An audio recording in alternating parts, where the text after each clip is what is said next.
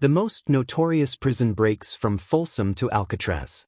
The night the alarms at Folsom State Prison screamed across the yard, the guards thought it was another false trigger, a mechanical hiccup in a system older than the men running it. But when they reached the West Corridor at 2:14 a.m., they found something that would ripple through California for decades. The iron door of Block C hung open just 2 inches, not enough for a human body to slip through, but enough to tell them someone on the inside had figured out the lock's secret. Dust lay undisturbed on the floor, no footprints, no pry marks, no signs of force. Almost like the door had opened for them willingly. Minutes later, another discovery, a single length of cut blanket, twisted into a makeshift rope and dangling out of a narrow gun slit in the concrete wall. Whoever was behind this attempt had studied the prison's weaknesses long before they ever touched the steel. And buried in the panic, one fact became impossible to ignore. This wasn't random. It was coordinated. Folsom in the 1930s was a fortress carved into a canyon of stone and shadow. But inside those walls, something more dangerous was brewing, an alliance among inmates who understood that brute force wasn't the key to escaping. Timing was. Routine was. Predictability was. The ringleader was rumored to be a quiet inmate named Willie Hale, someone who never raised his voice, never caused trouble, and never drew attention to himself. Guards barely remembered he existed. But prisoners did. They whispered about the way he studied guard rotations, how he memorized which officers smoked and which ones walked with a limp, and how he was always awake at night, listening. The night of the attempted escape, Hale wasn't in his cell. He wasn't in the yard. He wasn't anywhere. And yet, he was still inside the prison. The investigators were forced to confront a chilling possibility. Hale had planned an escape attempt so perfectly that even failing it created confusion. This was no reckless break for freedom. This was a test run, a rehearsal. But Folsom's secrets were only the beginning. 2 decades later, hundreds of miles away, another prison would face its own nightmare, one that would become one of the most famous mysteries in American history. On Alcatraz Island, 3 men were carving their way toward the impossible. Over months, they chiseled through concrete using stolen spoons and a drill made from a vacuum cleaner motor. They built lifelike dummy heads from soap, towels, and human hair swept from the barbershop. They tested water currents, studied guard schedules, and slowly hollowed out a ventilation shaft that led to the roof. They weren't reckless. They weren't desperate. They were patient. Deadly patient. At 6:30 a.m. on June 12, 1962, guards inspecting the cells found pillows tucked under blankets, peaceful shapes arranged to look like sleeping bodies. When the officer tapped one of the heads, it rolled to the floor and shattered, revealing the painted papier-mâché skin beneath. Panic erupted instantly. But what investigators found next stunned even the FBI. Behind the cells, hidden by a broken ventilation grill, a small tunnel ran upward, smooth, polished, and unmistakably carved by human hands. And on the roof, scattered behind an old utility pipe, lay pieces of a homemade raft, crafted from raincoats stitched together with prison thread. The men, Frank Morris and the Anglin brothers, were gone. Vanished.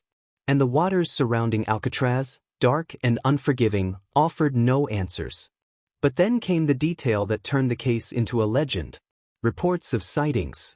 Mysterious photographs. A letter mailed decades later from someone claiming to be one of the escapees. The FBI couldn't close the file. Not fully. Not ever. And for investigators, one terrifying question lingered. If the world's most secure prisons can be defeated, what else is possible? The investigation into the Folsom escape attempt should have ended with a simple conclusion: a failed breakout, nothing more. But the deeper authorities looked, the more the story twisted into something larger than a single night's chaos. Every guard involved swore the same strange detail. They heard nothing. No footsteps. No whispers. No metal scraping. Nothing. It was impossible. An escape doesn't happen in silence. Yet the West Wing remained eerily still that entire night. Then came the discovery that changed the tone of the investigation. A ledger book hidden behind Hale's bunk frame. Inside, every page was covered in small, careful handwriting: times, guard rotations, food delivery schedules, laundry routes, even the number of steps between posts. But the most unsettling page showed a crude map of the prison, with one corridor circled repeatedly and labeled only unwatched. Officials dismissed it at first. Every inch of Folsom was watched. Or so they believed. But then a former maintenance worker came forward with something investigators had never heard before. "There's a service tunnel underneath that wing," he said. "But no one's been down there in years." The tunnel didn't appear on modern schematics. It wasn't labeled on guard maps. It wasn't even mentioned in the original blueprints. But when investigators forced open a rusted iron hatch near the west hallway, the truth became undeniable. A narrow passage ran beneath the prison, deep, dark, and forgotten. Dusty footprints lined the center of the floor. And they led toward the river. Hale hadn't just studied the system. He had discovered a flaw older than anyone working there. A flaw someone else, decades later, would also exploit. Across the country, on Alcatraz Island, federal agents were facing their own nightmare. News had broken worldwide that 3 men had escaped what was supposed to be the most secure prison in America. Tour boats circled the island. Reporters swarmed the bay. Families of inmates demanded answers. Inside the warden's office, the atmosphere was suffocating. The warden stared at 3 empty cells and asked the same question over and over. How long were they digging? Weeks? Months? Longer? The truth was terrifying. Fibers in the ventilation shafts dated back nearly a year. The dummy heads were sculpted with patience and precision. The raincoat raft required stitching hundreds of rubber seams.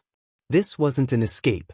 It was a year-long operation executed under the noses of the strictest guards in America. Then, 6 days into the manhunt, a fisherman found something floating near Angel Island, a homemade paddle, carved from plywood and wrapped in electrical tape. Hours later, the Coast Guard found a torn piece of a raincoat, inflated like a deflated balloon, drifting near the Golden Gate Bridge. But there were no bodies. No footprints on shore. Nothing conclusive. It was the kind of puzzle that drove agents to obsession. And then a twist. A guard at Alcatraz came forward with a disturbing detail, something he'd never said publicly. 3 weeks before the escape, he whispered, someone asked for extra blankets. Said he couldn't sleep. The request was approved. The blankets were delivered. But the guard never saw who took them. Those same blankets became ropes. Those same ropes became clues. The FBI began to suspect what they had refused to consider. The inmates might have had help. Not from staff, there was no evidence of that. But from the outside. A boat with no lights. A timing signal. A promise. If that was true, then the Anglin brothers and Morris didn't just escape from Alcatraz. They walked into a larger plan. A plan connected by whispers, rumors, and now, one disturbing coincidence. A former inmate claimed that, years earlier, he overheard 3 men talking about another place, a place with a tunnel the guards never checked. When investigators asked where, he answered with one word. Folsom. 2 prisons. 2 eras. 2 escape attempts that should never have worked. And yet, both men disappeared into darkness using knowledge they shouldn't have had. The question now wasn't whether they escaped. It was how deep the connection went. The connection between the Folsom Tunnel and the Alcatraz escape wasn't supposed to exist. Different prisons. Different decades. Different inmates. Yet the deeper investigators dug, the more the timelines tangled like 2 trails leading to the same shadowed figure. The breakthrough came not from a guard or a former inmate, but from a box. A rusted metal evidence box, mislabeled and forgotten in a Department of Corrections storage facility outside Sacramento. Inside were old disciplinary reports, confiscated letters, and a stack of yellowed memos stamped with a name investigators recognized instantly. Warden Samuel Pryor. He oversaw Folsom in the 1930s. He later worked briefly at Alcatraz in the late 1950s. And his handwriting, jagged and impatient, appeared in the margins of both facilities' escape analyses. The memos repeated a phrase that chilled investigators. Structural vulnerabilities must remain confidential. But what vulnerabilities? And why protect them? The answer came from a final document, a brittle piece of paper tucked behind the others, almost as if someone hid it intentionally. It listed a series of subterranean access points under multiple California and federal prisons. Emergency tunnels originally designed during the early 1900s for officer escape routes in case of riots. But most had been sealed or lost over time. Some remained, buried under decades of renovations, forgotten by modern administrators, remembered only by a handful of men who had once designed or maintained them. And according to the file, 2 of those tunnels connected to the exact locations used in both the Folsom and Alcatraz escapes. The Folsom Tunnel under the West Wing. The Alcatraz ventilation corridor leading into the utility area. This revelation reframed everything. The inmates didn't find hidden spots. They discovered remnants of a secret system built long before they arrived. A system officials allowed to fade into obscurity but never fully eliminated. The past hadn't just influenced the present. It had shaped it. Weeks into the investigation, a retired structural engineer named Thomas Boyle finally came forward. His voice trembled as he spoke. "I told them in 1959 those tunnels weren't sealed properly," he said. "They said it didn't matter. Prisoners would never find them." He paused, eyes unfocused. "But prisoners always find what they're not supposed to." Boyle then produced something shocking. A maintenance map from 1934, the same year Dillinger escaped from Crown Point. Alcatraz's ventilation layout was drawn over faint ghost lines indicating a previous structure underneath. One more piece fell into place. The men who escaped Alcatraz didn't break through the infrastructure. They slipped into an older one that officials pretended no longer existed. And someone had known. Because the map Boyle provided had a second signature, faint but visible in the bottom corner. Prior. The same warden who worked at Folsom. The same official who wrote that structural weaknesses must remain secret. The same architect of a security system that was never fully secured. The final twist came decades later. In 2013, San Francisco police received a strange letter claiming to be written by one of the Anglin brothers. It asked for medical help, offering a confession in exchange for leniency. While the letter was inconclusive, one detail stood out. "I heard Folsom had its own way out long before we found ours." No newspapers had ever mentioned tunnels. No documentaries. No official records. Yet somehow he knew. 2 escapes. 2 prisons. 2 mysteries tied by the ghosts of an old system. The investigation's final conclusion didn't settle anything. It only deepened the unease. Because it suggested the most unsettling truth. If men could escape through forgotten flaws once, they could do it again. And across the country, dozens of old prisons still stood on top of designs no one had touched in over a century. Somewhere beneath them, dark corridors still waited. Not sealed. Not mapped. Not forgotten. Just sleeping. Waiting for the next man to discover what the world swore didn't exist. Waiting for the next escape the system would swear was impossible.